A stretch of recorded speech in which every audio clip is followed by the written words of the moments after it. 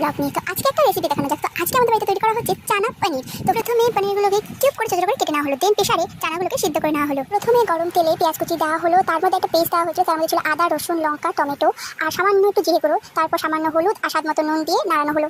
তারপর আরেকটি কড়াইতে তেল গরম করে তার মধ্যে কিউব করে রাখা পনিরের টুকরোগুলোকে লালচে করে ভেজে নেওয়া হবে। দেন ওই পেস্টার মধ্যে একটু soya sauce, Kashmiri red chilli powder আর তার সাথে একটু লাল মির্চ পাউডারও দিয়ে দেওয়া হয়েছিল। তারপরে ওই কষাটাকে একটু ভালো মতো নেড়ে তার মধ্যে সিদ্ধ করে রাখা চানাগুলোকে ছেড়ে দেওয়া হবে। তারপর তার মধ্যে একটু লিকার চা একটু ঢেলে দেওয়া হবে।